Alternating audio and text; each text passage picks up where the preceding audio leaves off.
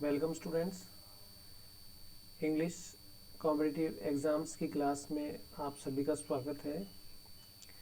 इस क्लास में हम बेसिक्स ऑफ इंग्लिश के बारे में जानेंगे कि इंग्लिश के क्या बेसिक जो है स्ट्रक्चर हैं, टॉपिक्स हैं जिनकी हमें स्टडी करनी चाहिए ताकि हम जो है इंग्लिश कॉम्पिटिटिव एग्ज़ाम्स में किस प्रकार के प्रश्न आते हैं और किस प्रकार की हमें स्टडी करनी चाहिए ताकि हमें अच्छे से अच्छे मार्क्स मिल सकें। इसके लिए बेसिक से हम स्टार्ट कर रहे हैं। तो ये हमारी फर्स्ट क्लास है। इस क्लास में हम जानेंगे इंग्लिश के बेसिक्स में। तो चलिए स्टार्ट करते हैं। सबसे पहले देखिए, इंग्लिश में या किसी भी भाषा की जब हम बात करते हैं तो भाषा की सबसे मुख्य इकाई होती है सेंटेंस। क्योंकि यदि आपको सेंटेंस बनाना आता है, सेंटेंस लिखना आता है, तो इसका अर्थ है कि आप उस भाषा को जानते हैं। और यदि आप सेंटेंस नहीं बना सकते हैं तो आप उस भाषा को नहीं जानते हैं, आप उस भाषा में अपने आप को हैबिचुअल नहीं पाते हैं। देखिए, जैसे हमारी हिंदी हमारी मातृभाषा है, पूरे दिन हम हिंदी में बहुत सारे वर्ड सुनते हैं और बहुत सारे सेंटेंस हम बोलते हैं। तो हिंदी में तो हम हैबिचुअल हैं, क्या हम इंग्लिश में भी उतने हैबिचुअल हैं? नहीं। हिंदी में हम बिल्कुल कंफर्टेबल हैं, हम आसानी से हर चीज़ समझ सकते हैं, जान सकते हैं, लेकिन इंग्लिश में हम इसलिए नहीं हैं क्योंकि हम इंग्लिश में अपने आप को अनकंफर्टेबल पाते हैं सेंटेंस बनाने में। तो सेंटेंस भाषा की मुख्य इकाई है, मूलभूत इकाई है। If you can make a sentence then you are comfortable in that language and there will be no difficulty for you to learn that language.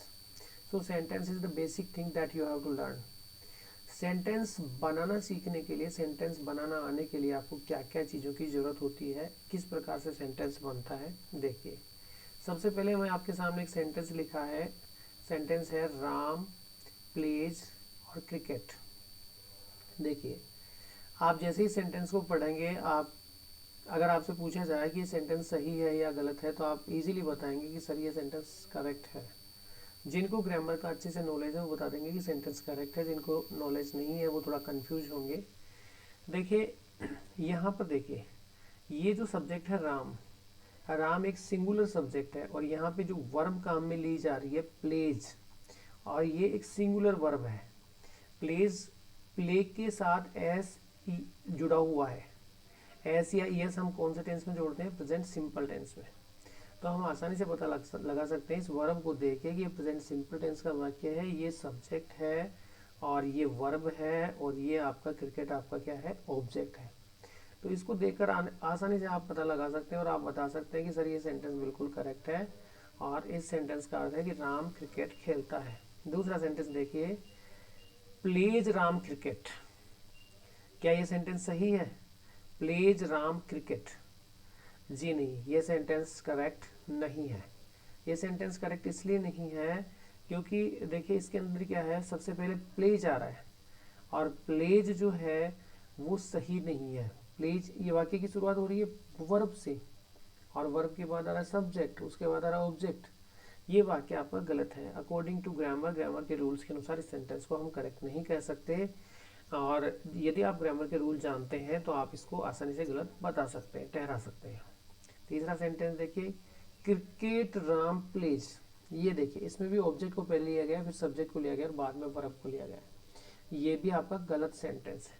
तो हमने पाया कि ये सेंटेंस हमारा करेक्ट है, ये सेंटेंस हमारा गलत है और ये सेंटेंस भी हमारा गलत है। इससे हमने ये सीखा कि राम प्लेज क्रिकेट, ये वाला सेंटेंस करेक्ट है क्योंकि इसमें सबसे पहले किसका प्रयोग किया हमने? सब्जेक्ट का।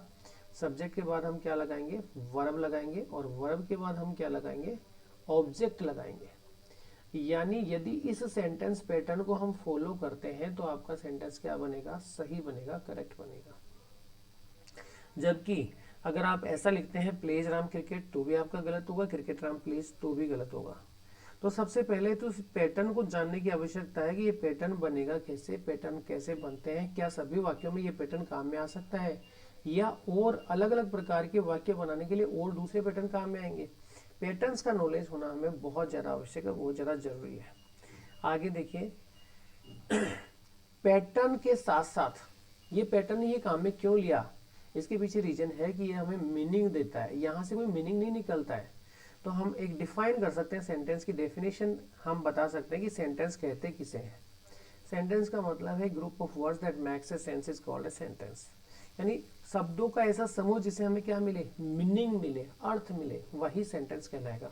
देखिए शब्द वही है लेकिन इनका ऑर्डर चेंज कर दिया गया है, क्रम चेंज कर दिया गया है, और क्रम के चेंज करने से वाक्य का मीनिंग नहीं निकलता, इसलिए इसको वाक्य नहीं कहेंगे, इसको भी मीनिंगफुल सेंटेंस नहीं कहेंगे।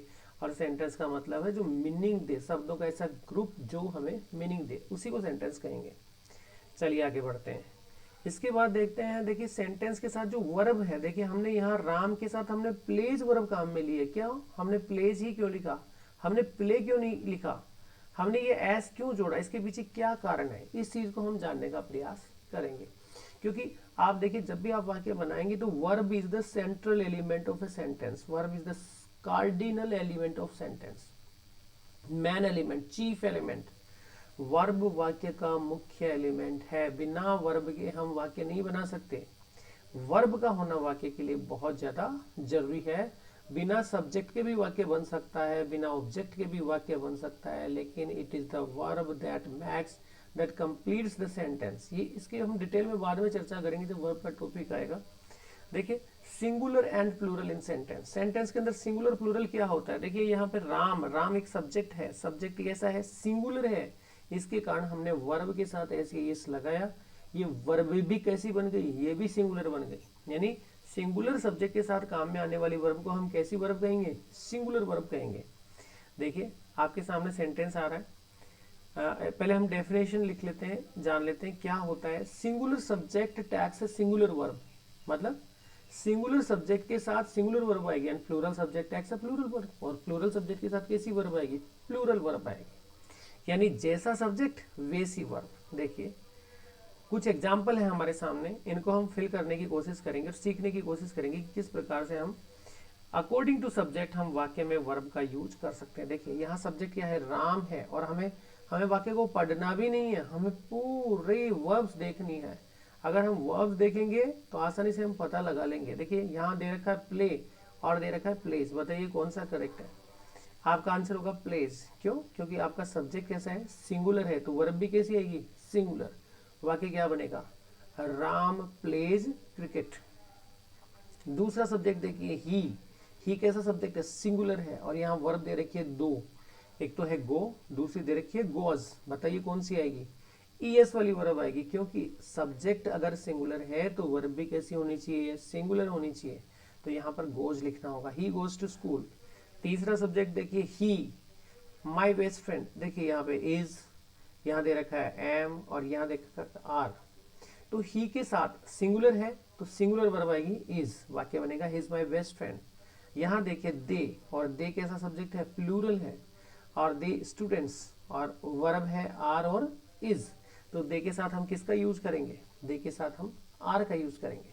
तो हमने जाना कि सिंगुलर सब्जेक्ट होने पर वर्ब कैसी होती है, सिंगुलर होती है। सिंगुलर वर्ब का होने का मतलब है कि उसकी सूटेबल वर्ब होती है। सिंगुलर वर्ब कोई वैसे वर्ब सिंगुलर नहीं होती है, लेकिन ऐसा कहा जाता है कि सिंगुलर सब्जेक्ट के साथ उसकी सूटेबल वर्ब आएगी, उसको सिंगुलर वर्ब कहेंगे, और प्लूरल सब्जेक्ट के साथ प्लूरल वर्ब आएगी, उसको प्लूरल वर्ब कहेंगे। ऐसा इसलिए है कि बाद में जब हम करेक्ट फॉर्म ऑफ वर्ब के रूल्स पढ़ेंगे और बहुत सारे सेंटेंस पैटर्न्स देखेंगे तो हम बार बार ये चीजें कहेंगे कि singular subject x singular verb and plural subject x plural verb.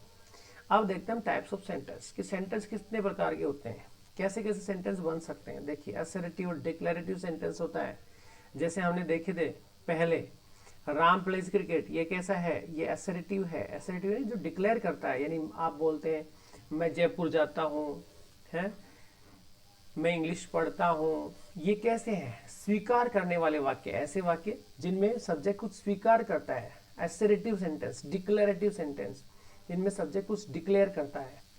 दूसरे प्रकार के सेंटेंस होते हैं निगेटिव सेंटेंस, जिनमें सब्जेक्ट कुछ निगेट करता है, नकारता है कि मैं ऐसा नहीं करता हूँ। क्वेश्चंस वाले सेंटेंस या इंट्रोगेटिव सेंटेंस जिनमें प्रश्न पूछे जाते हैं, जो कुछ प्रश्नों को बताता है। उसके बाद देखिए इंपेरेटिव सेंटेंस या कमांड और रिक्वेस्ट दिखाने वाले वाक्य जिनको हम कहते हैं। इसके अलावा होते हैं एक्सक्लेमेटरी। एक्सक्लेमेटरी सेंटेंस वे सेंटेंस होते हैं जो स्ट्रॉन्ग और सडन फीलिंग्स दिखाते हैं। तो इनके एग्जाम्पल हम देख सकते हैं। देखिए वाक्य है Maharana Pratap was a great warrior, Maharana Pratap एक ग्रेट वॉरियर थे। तो ये कैसा वाक्य है, आप इजीली बता सकते हैं कि ये असर्टिव सेंटेंस है, पॉजिटिव सेंटेंस है, डिक्लेरेटिव सेंटेंस है। इसमें डिक्लेयर किया गया कि महाराणा प्रताप एक ग्रेट योद्धा थे। दूसरा देखिए वाक्य, यहाँ पे नोट का यूज किया गया है, जैसे आप नोट लगाएंगे पता लग जाएगा आपको ये कैसा वाक्य है, negative sentence. Maharana Pratap was not a great warrior. देखिए who were the freedom fighters of India, Bharat के फ्रीडम फाइटर्स कौन थे, ये क्वेश्चन मार्क है। तो ये कैसा वाक्य हो गया आपका, ये क्वेश्चन वाला सेंटेंस हो गया, इंट्रोगेटिव सेंटेंस हो गया कि भारत के फ्रीडम फाइटर्स कौन थे।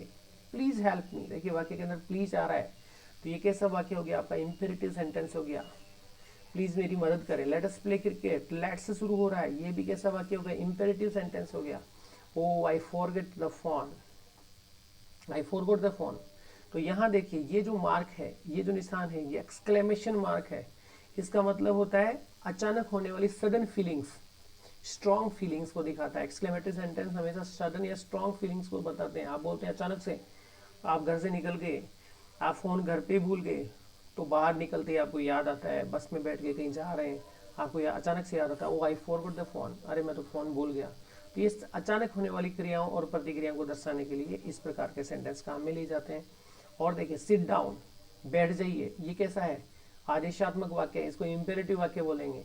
मैंने आपको बताया था वाक्य जो है वर्ब से स्टार्ट हो सकता है, बिना वर्ब के वाक्य नहीं बन सकते। Will you tell me the way to school, देखिए क्वेश्चन मार्क है यानी प्रश्नवाचक वाक्य है। डू यू नो हिम, क्या तुम उसे जानते हैं, क्वेश्चन मार्क है, यानी ये भी कैसा इंट्रोगेटिव सेंटेंस है। हुर्रे, एक्सक्लेमेटरी मार्क, जैसे मार्क देखिए हमें पता लग जाएगा कि ये कैसा वाक्य है, एक्सक्लेमेटरी सेंटेंस, अचानक होने वाली प्रतिक्रिया। मैच चल रहा है दो टीम के बीच में, hurray we have won the match, अरे हम मैच जीत चुके हैं। Sugar ate sweets, assertive sentence है, डिक्लेरेटिव सेंटेंस है, ये चीनी मीठी होती है। I don't like the taste of wine, I don't like, मुझे पसंद नहीं है, the taste of wine, wine का टेस्ट मुझे पसंद नहीं है, ये कैसा है, ये आपका निगेटिव सेंटेंस है। तो इस प्रकार से अलग अलग प्रकार के आप वाक्य होते हैं, affirmative, negative, interrogative, declarative, assertive, इस प्रकार के वाक्य होते हैं। आप इनको प्रैक्टिस करके जान सकते हैं और इनकी एक अच्छे से प्रैक्टिस करने से इनको आसानी से आइडेंटिफाई भी किया जा सकता है।